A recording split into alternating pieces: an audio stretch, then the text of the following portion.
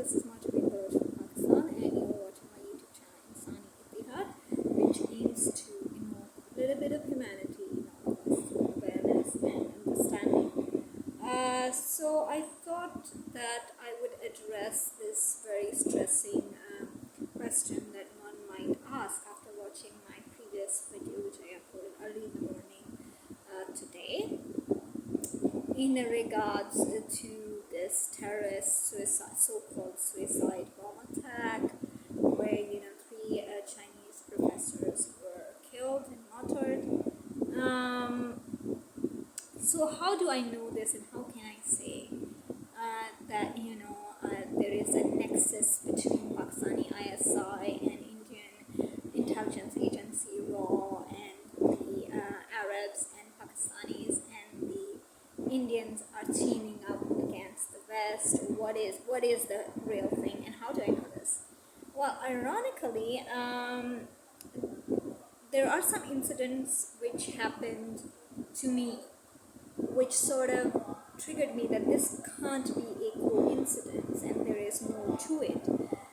First and foremost was that for I think a long period of time I wanted to have a program or have a seminar, online seminar in my university, Mehran University. It is Mehran University of Engineering and Technology, and the institute where I graduated is called Mehran University Institute of Science and Technology and Development. Science, Technology and Development. So it is mustard. Mehran University Institute of Science, Technology and Development. So I asked actually one of the professors, and that I am talking about 2018, when I was in my first semester of my master's. I just got an admission in 2018, and I actually spoke to one of my professors who actually got his PhD from China, and I spoke to him and I said, we need to have a seminar in regards to having this online seminar or awareness sort of a thing in regards to what sort of innovative research are happening in Israel, or just talk about Holocaust and how can through education, online collaboration and learning can be done between the students at my institute and with the collaboration in Israel. So there was this professor, I think, or an activist, and I thought that let's do a webinar sort of a thing on innovation, on entrepreneurship. So this professor used to teach us entrepreneurship and innovation and how to integrate entrepreneurial innovative technologies into a startup, a new business, or even established business. So I thought this would be a very worthwhile webinar, and who knows, collaborations. So and I knew that person from, I think, Facebook or something like that. Yeah, somehow.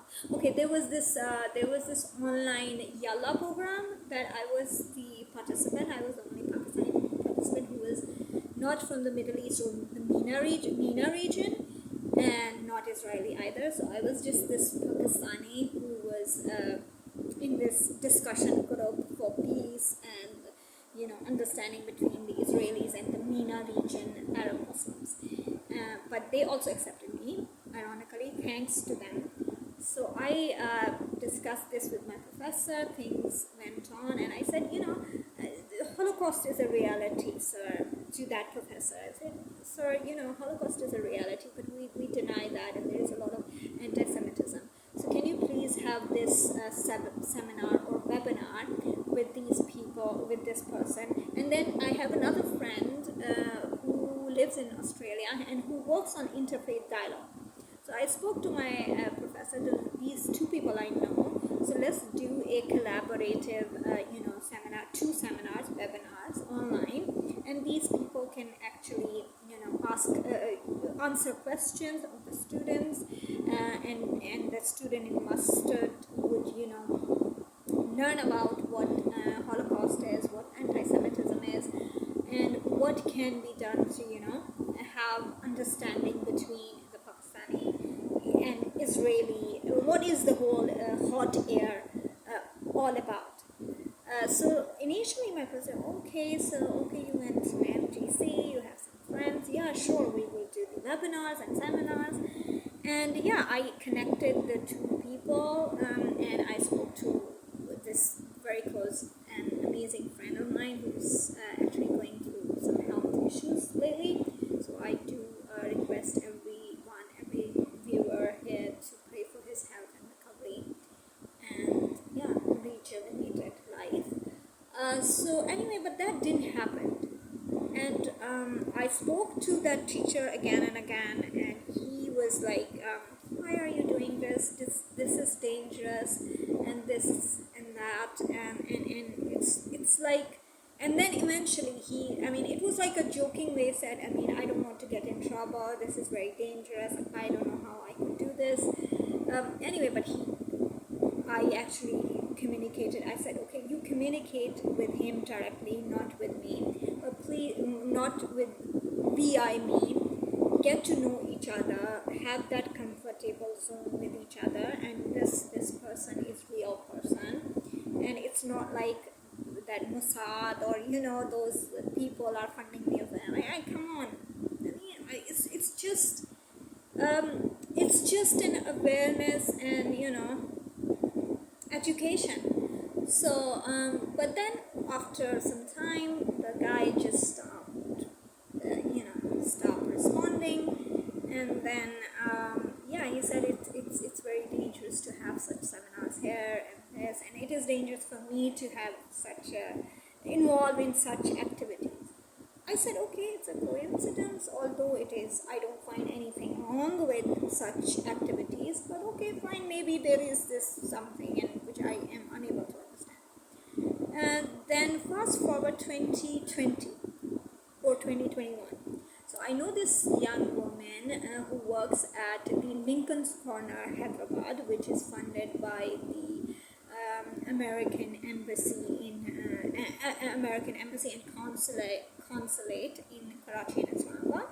So this is a small, Lincoln's Corner where different educational seminars happen in regards to women empowerment, domestic violence, whatnot and whatnot. So I spoke to this young woman, very bright young woman, been to Afghanistan, been to multiple countries, and went to US. Oh my God, how can I forget? Been to US for this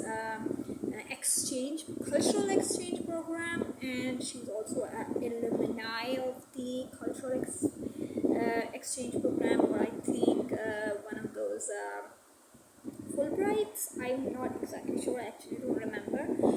So anyway, this young woman, I told her that we should have a seminar or discussion group in regards to interfaith, focusing the Muslim and Jewish ideology, and why is this such a hot air between us, or a awareness sort of a session in regards to Holocaust, Shoah, and have this awareness to these youngsters. And you guys give lectures to them in regards to how to get a job, how to write thesis, how to help and be an active citizen, or all sorts of programs, women empowerment, this and that and that. And I said, yeah, they're all great, but let's just discuss these issues soon, because these are important too. Anti-Semitism. Pakistan is the most anti-Semitic country, one of the anti-Semitic countries in the world. So this awareness is very, very important.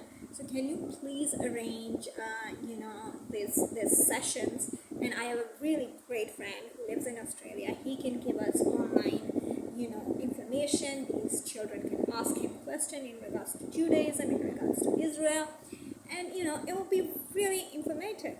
So she said, oh, okay, but yeah, it's a very difficult, topic. I will have to talk to my, the supervisors, actually talk to the US Embassy or Consulate in Karachi. So I said, yeah, why not? I mean, if they support women empowerment and the women march, the controversial women march in Pakistan, where it is actually a hitting point, and it actually created a lot of buzz and a lot of rift between the rightists and the progressives in Pakistan, and it was a big question. And if the US government and all you liberal people who are who are so-called pro West and pro America, so if you support the women march and these sort of activities, what's going to be the big deal in educating youngsters in regards to Holocaust awareness and anti-Semitism, what happened in Europe and why was Israel created in the first place? So I said, yeah, go ahead, you ask your supervisor and just let me know. So she manages for like a week or so, and then I keep on bugging her, and then she said, I'm really sorry, I spoke to my supervisor, they said that they won't, and they are not interested to get involved in such seminars in such different such difficult topics. So I'm sorry, you can't do this, and you can't invite your friend from Australia in this regard. So I was very disappointed. Then I asked her, okay, fine, let's do it. Let's just not do it officially. Let's do it unofficially, and just create this awareness in regards to Holocaust, in regards to why there is so much of anti-Semitism here in Pakistan, and what can we do. Again, she just didn't give me any response, and then I was just too ashamed to ask her and bug her so much. Afterwards, I said, okay, fine, she's not interested. So the point here is that people just make these claims in front of the Westerners and in front of I don't know if she has asked the embassy or not, because I didn't went in directly myself asking that I want to use this Lincoln's Corner facility for this activities. I didn't send an email to them directly. I spoke to her because she used to work there, so I thought and then I was not involved. There was a friend of mine, he would have given a webinar and online thing, and he works with diverse sort of people. He works with the government, the ambassadors and all. So it was not something that one can say it was very controversial, but I don't know what was the reason. But what actually pissed me off was that you pretend to be pro-Western, you pretend to be liberals, you pretend to be friends of Israel, and you claim that no, we are not anti-Semitic, we like Jewish people, we have no issue with Israel, and then you play double games with, when you go into the crowds and you say, no, okay, Israel is not a legal state, or it does not have legitimacy, and Jews are like that. I mean, our own foreign minister, whose son works in the office of John Kerry, Shah Mahmood Qureshi, his eldest son actually worked. He first of all, he went to Ivy universities, the big top universities in the US, and then he was an intern and he worked. And I'm not sure he still works for the Congressman John Kerry, but he used to work for John Kerry in his office in the US. And this person, Shah Mahmood Qureshi, who is actually our ex-foreign minister, is speaking on CNN saying deep pockets and the whole Zionist, pro-Zionist Americans and pro-Zionist, lobby, Jewish lobby is actually supporting,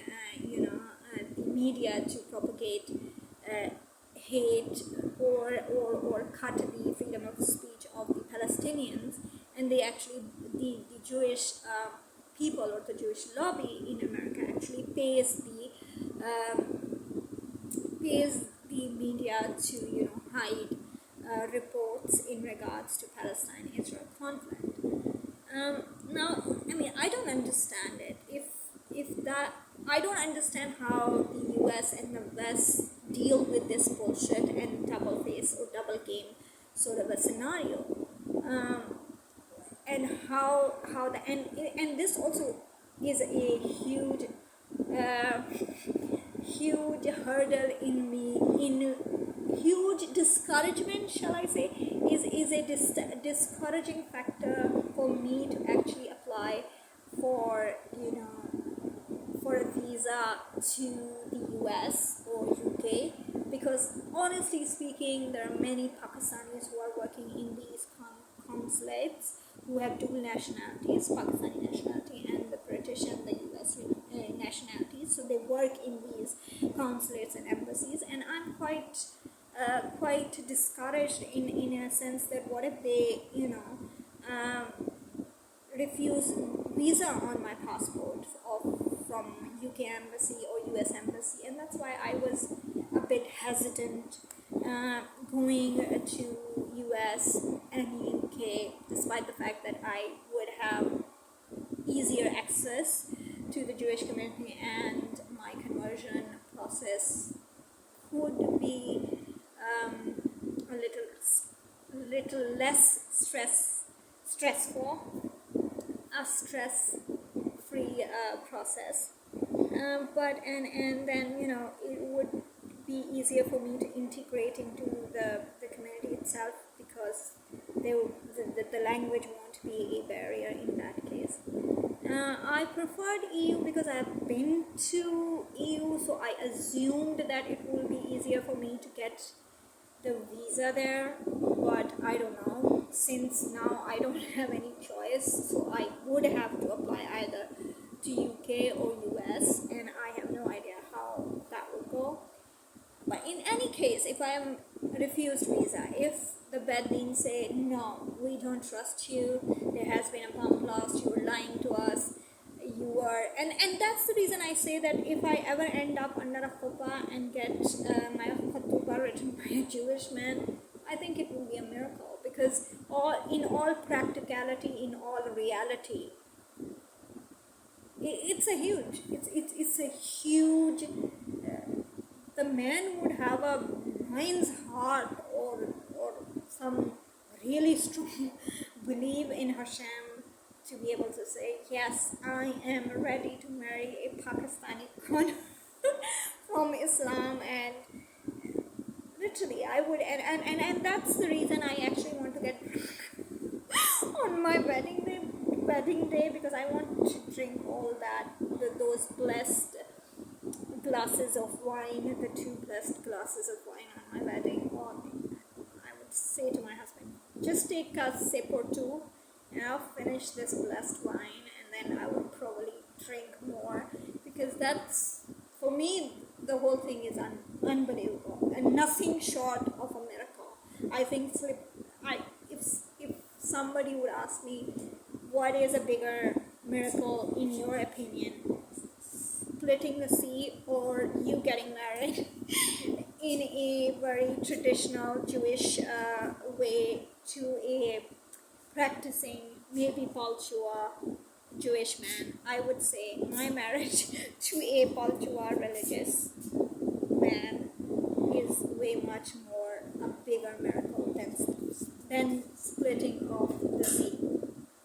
Another incident I was actually thinking not to share, but I think I should share that, and this actually shows the nexus between Pakistani ISI and RAW, and how they operate in framing people, and especially framing those people from whom they feel threatened in terms of their ability to freely express,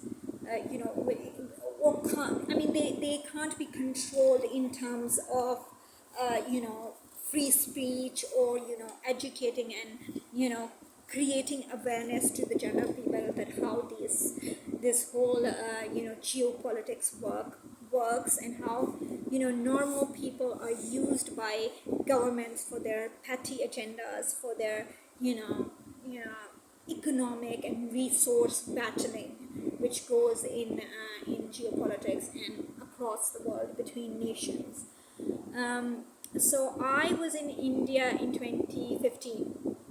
So I got a 3 months visa, and then I was given another 5 months, 5 months or 4 months visa to complete my course. So it was an 8 or 9 months course in India, which I was enrolled at, and I was studying in southern part of India. So initially, when I was given the 3 months visa, I in the last month, I remember I was asking these people where I used to study that please did my visa get extended, because if my visa lapse, I have to go back. I can't stay here. I can't even stay here for a single day, because then the Indians would deport me. And I have the India-Pakistan is a very controversial thing. So I have to go by rules. So the letter doesn't come, the extended visa doesn't come. It's the last month. I have already spent 2 months there. So now I'm left with 15 days. And there are 2 weeks, and I'm bugging these people, get the visa extended. Please get the visa extended, because, or book me a return flight, because I had a return ticket on the exact date. That means after the 8 month, after the completion of the entire course. And because I was assured that, so embassy called me, by the way, the Indian embassy called me, and they said, we're initially giving you a 3 months visa. You can go there and you can ask those people in your institute. They will apply for the extension of the visa for the remaining period of your course, and you will easily get the extension of the visa, and you can stay there. So you can have like a return ticket for the entire course and not for 3 months. I said, okay, fine. So I mean, 15 days prior to the expiry of my visa, I started bugging them, and then they said, it's the letter will come, don't worry, we have sent the letter, your visa extension will come, don't worry, just hold on. In comes the last few days, the last week. I say to this guy in that institute, please, if you can like book my ticket, change my ticket, that the one I already have, and I would be able to fly back, because if I don't get a visa even for us for a day, there is this 1 day in between, there is a legal issue. So please just fix or rebook or change the dates of the ticket that I already have. Anyway, he sends this guy, and I think it was 2 or 3 days before the last day that I had in India, my visa was running out.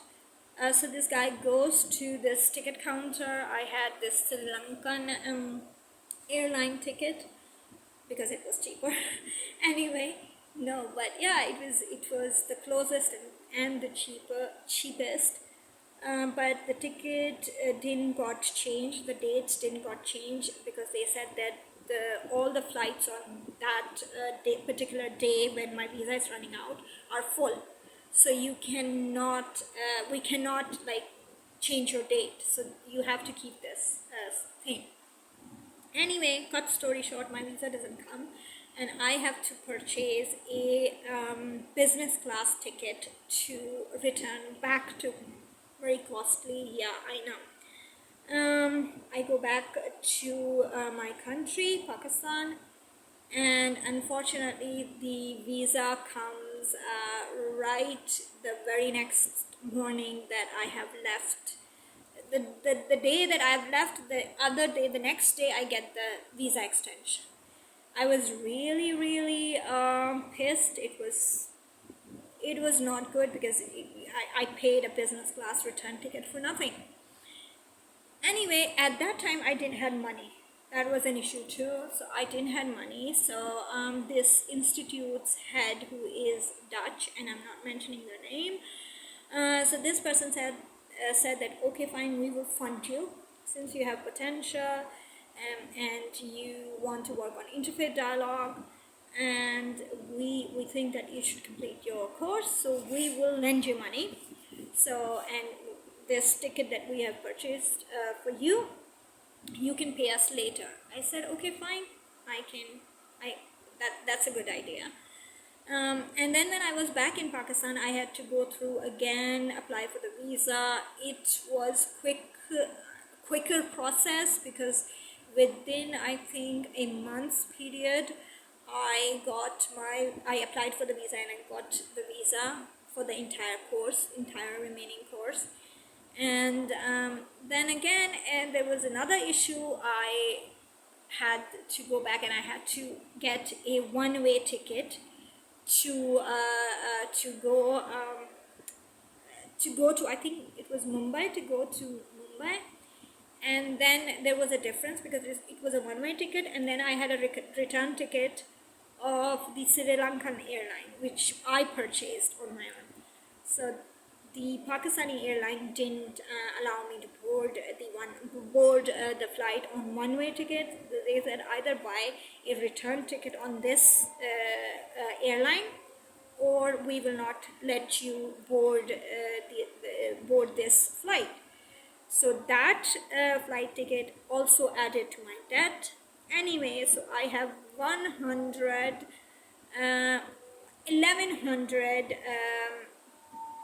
euros of debt on me, and I had to pay this amount to this Dutch guy. I'm still so very much grateful for them to providing me the space and providing me with this debt. Anyway, I complete the course and I come back to Pakistan. Then for the shorter period of time, in 2016, I go to MGC. At that time, again, I didn't have money, because I was doing a lot of things. I had to register this non-profit, and I had invested in this whole idea of interfaith organization, and I was not working. So it was like I was actually getting money from my home, and actually my brother and my mother, which hurted me deeply. Anyway, so I went to MGC, attended that conference, and I excused this Dutch guy that I would pay you the money, but not right now, because I'm already on a financial crunch here. I come back from the MGC, and meanwhile I had planned to go pursue my PhD in Germany. My mother passed away, so I have to drop the PhD, I had to drop the everything, and I had to just come back to Pakistan. My sister was in a severe depression, because it was her who was with my mom, and she actually took a blame on herself, that it is because of her that our mother passed away, and she didn't realize that she was having a heart attack, and she could have done way better. So she was in a deep depression. So then again I spoke to this guy, and I said that, okay, I will give you your money, but right now everything is just out of control, and I cannot pay you right now.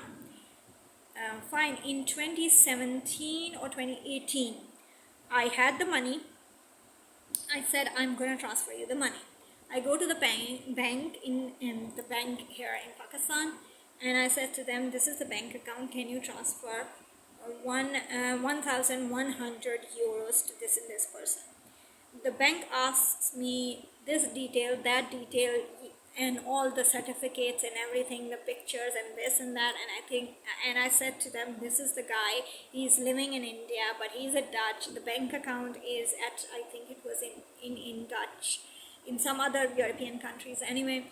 So I said, and they say, no, you can't send him this amount, and you can only send him this, you can settle your debt with this guy, sending him 100 euros per month.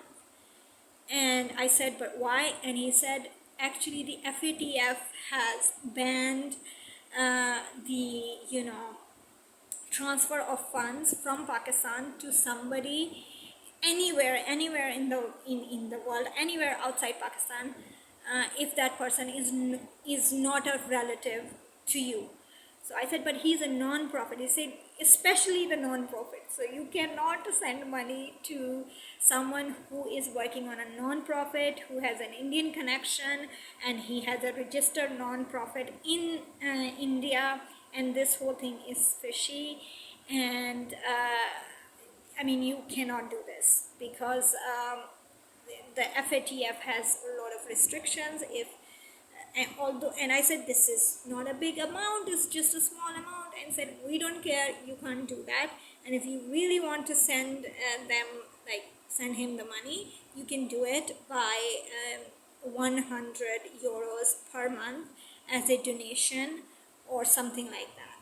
So I spoke to this guy and said, can I send you $100 per month and then settle my debt in a year? So he said, this is bullshit. Either you can give me the entire money altogether, or just don't bother me like this. This is crazy. I said, okay, fine. So 2018, 2019, 2020, and yeah, I said, okay, fine, I'll give you the full amount of money once I go to the third country. So me and my sister plan in 2020 to go have a vacation in Turkey, and I said, finally I would settle my debt with this person, and from Turkey I would just simply go to a Western Union and transfer the money into his bank account, and done. In comes COVID and we don't go. And so till that last trying to settle my debt with this Dutch guy, I actually can't do anything. I mean, I don't know if I can send money now. I am actually thinking to go to the bank real soon and try to doing that. Maybe the FATF has changed some rules. Hopefully it has. So I was actually so one day recently, this Dutch guy says that you have this opportunity to settle the debt that you owe me by, you don't have to go outside the country, but you can pay in PKR, you can pay in euro to somebody who lives in Pakistan. I said, great.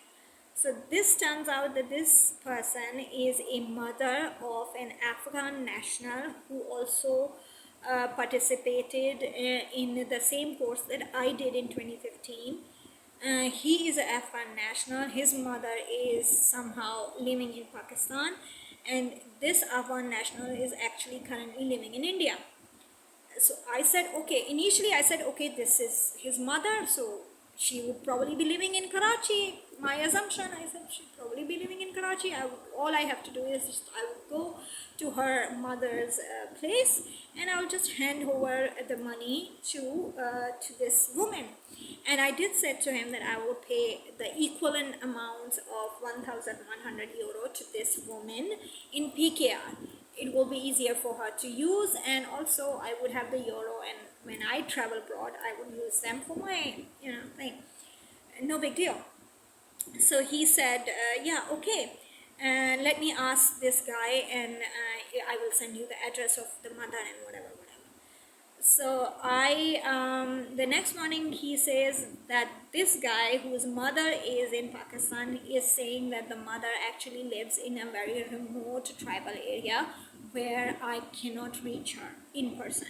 So he will send someone to collect the money from my doorstep. And I was like, okay, and like I was actually shocked to hear that. I actually discussed it with my brother, and I said, this is the situation, and this Dutch guy wants me to settle, and it's a good opportunity. He wants me to settle the debt in this way, and it's been a long it's been 7 years, for Christ's sake, and I'll just give him his money, and just it's a debt on me. And he says, my brother says that Majbin, you need to be careful, because the Afghans are not very friendly with us these days, and there is this Indian connection, and we are already being monitored 24/7 by the ISI and our stepbrother, who really hates us, especially me. And he works in IB, Intelligence Bureau. So are you sure you can trust this Dutch guy or this Afghan guy or whatever? Because I actually see it quite fishy. And then when he said that some guy would collect money from my home, my brother was like, absolutely not. You cannot allow any guy to come to our home and pick up this amount of money. What if this guy is a terrorist or a Taliban or whatnot and whatnot, and the moment you hand over the money to him, and in comes IB and in comes our stepbrother and the ISI, and they would arrest you for funding terror funding or something, and this actually happens. It's not a lie. He was not being paranoid or something, because our phones are at tap, our friends, our family members. Even the guy that I wanted to marry, he and I, we had this very huge debate in regards to Israel-Palestine conflict. And then all of a sudden I say to him, well, I'm not the only one who likes or is friends with the Jewish people. There is Maryam Muhyiddin, and there are so many Pakistani, and then I send him this Maryam Muhyiddin's video that she is speaking about MGC, and she's saying that she has made a lot of friendships and this and that and all the good things. And I said, look at this hijabi woman. She's from Lahore. She's a very good Muslim. She has friendships and she is very close to the Jewish people. Why do you have any issue with me, having friends or taking the sides of the Jewish people or Israeli people? And this guy immediately in a flow of an argument says, but she's not really their friend. She's pretending to be their friend. And I was like, we were actually fighting on a phone. It was a call that we were discussing, and the chaos was happening. And I said, what did you just said? You said that she's not their real friend and she's pretending to be their friends. And I said, why would she do that? I want you to say that. Actually, I don't want to say anything. I said, why do you want to say anything? Because you've been recording my calls, and whatever I discuss, you've been recording that. I knew that he was recording my calls and all the conversation, especially those fights that when we used to discuss the Israel Palestine and this and that and Jews and Muslim and all that. He had a big issue that why the hell I don't hate the Jews. That was the issue. Or why do I say that Muslims or these Palestinians need to make compromises? And that sort of discussions where you say after all, Israelis are also human. They have needs too. They have need to the entitlement of national identity. So why don't the Arabs and Palestinians and we Muslims, and especially the Al-Aqsa, that was the discussion. That was the discussion revolved around that. And we were actually the discussion specifically was why there is Al-Aqsa Mosque at the Temple Mount, which is a Jewish place, and my argument was that this mosque was actually illegal, and I don't consider it as a holy place in regards to Islam. So that was the discussion, and it went haywire, and it was a chaotic, stressful discussion. But in that discussion, it was like I said, and that hit me, that this guy said that Maryam Muhyiddin and all those other Pakistanis are not actually or really the friends of Jews, and while you are fighting for them or discussing them, you were very open about their friendship and their rights in this. And then when I insisted to him that repeat that, so he probably thought that I was also recording his call. So recording his call for the Mossad or these Jewish people. I was not, of course. So it was like he said, I don't want to talk about this anymore, and he just cuts the call and stuff. So that was the reason I feel that our friends at times, they deliberately start a discussion and they try to convince us that, you know, America is evil, this is evil, that is evil, Muslim radicalism, you know, that sort of Muslims are good, this are, we are the victims, and this and that. And they kind of brainwash you for radicalism, and the people who are the most liberal, or who have their brains working, a little bit of intelligence, those are the people, are their targets, our biggest targets, to convince them to, you know, favor the fake causes that Palestinians and Muslims and Arabs, they want intellectuals to back their causes. They don't want people who use their brain, who question um, whatever they're saying, or whatever narrative they are, you know, bullshitting about. So, you know, they target us to, you know, have that. So anyway, this guy, and it was just so ironic for me that I don't know if this Dutch guy is fooled into this trap, or he doesn't know my situation, but my brother said that, Najabin, you could just end up in jail by Pakistani ISI and IB just for terror funding. And then this same Dutch guy would say, oh my god, this woman, I asked her to give money to this person, and then India would run your campaign of free Mahjabeen Balot from this terror, she is not a terrorist. And you know, they use me as a and my brother was very serious that they would use you as their political source or item for getting political mileage in the international stage. And then they would say, hand over Mahjabeen, and then it, you know, through diplomacy and this, because obviously I would have those you know, WhatsApp messages and WhatsApp everything that, you know, this Dutch guy and this was the whole you know, thing. And then eventually the Pakistani ISI and IB would say, okay, fine, you want to convert to Judaism and everything, you just write off your, you know, property and everything, and then we will deport you to India, and then you go live there. I would end up in India. And what's the interest of India getting me into India?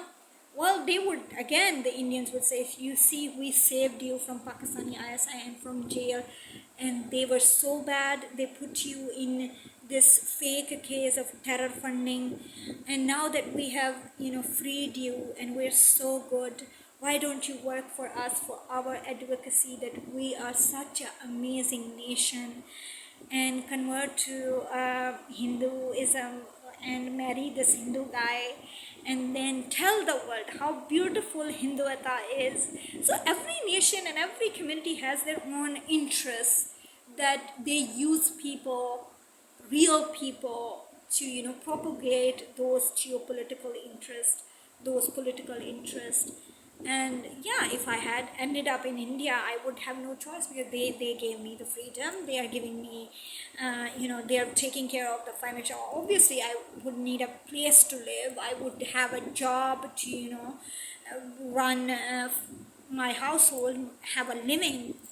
So I would say, oh, okay, the India got me out of Pakistan, got me out of you know, jail, and then provided me with a job and a home and a husband, and now I'm a Hindu, and now I would work for the Indian Hindu nationalism, and this is the whole. People actually, I mean, for me, or you know, people who are intellectuals, who see things differently in terms of, okay, this is the law and I have to follow the law, my visa is expired, so I have to go. It doesn't matter, the letter comes the very next morning. What if I just stay there and the people are gonna, oh, you're deported, or you are going into jail because you didn't get your visa extended, why did you stay? So I would have either ended up in jail in India when I was in India in 2015, but it was a smart and timely move, that even if it costs me a lot of debt and a lot of expensive business flight to return back to Pakistan, but I think it was needed and it was a smart move from my side. At least I can say I didn't break the law, and yeah, it was clear. But recently I was like so shocked And of course, I refused the Dutch guy that I won't be able to hand over his debt to any of the person here, irrespective of he being a Pakistani national or Afghan national or whatnot. I don't want to get into this whole equation of the Afghan, Pakistan, and Indian nexus to, I don't know, scare off the Chinese or fulfill the agenda of the US. I don't know. I don't know whatever the fuck is going on between all the geopolitical scenario, but definitely I can say this one thing. South Asia, Pakistan, India, Bangladesh, everything, the entire subcontinent is becoming a very, very dangerous place, and they're playing a very, very dangerous, dirty game to destroy the West, to destroy Israel eventually. The Arabs are a huge part of that too. And I wish that things change, and I wish that these things come up and people talk about it and are careful, because these agendas, these grudges that Hindus and Muslims have towards the West is just unacceptable. I mean, okay, I wear this hijab. I don't wear it because I'm a pious woman or I want to go to heaven or whatever. I wear it because I made a promise to this one woman, and I will not discuss in detail what is the promise or whatever, but I promised this one woman whom I respect just like I respect my late mother, and she's not even alive, she's no more, but I promised to her that I would wear hijab, and I do wear hijab only for that promise that I made to that woman who had her own situation. She couldn't have children, she couldn't get married. Okay, nothing else, but I had a huge respect for that woman. She is just like a mother to me, and I promised her that I would wear a hijab, and that's why I wear a hijab. I don't see any sort of benefits coming. If my hairs look like this, they're grayish black. I mean, I don't even feel, the whole idea of hairs women's hair make you feel aroused or attractive towards her. I just don't wrap my brain around it. But I don't know, maybe there is, I mean, I don't know, maybe I don't know how the men's system work and how they feel, whatever. But for me, your dress code is not your piety. Your dress code is not going to get you into hell or heaven.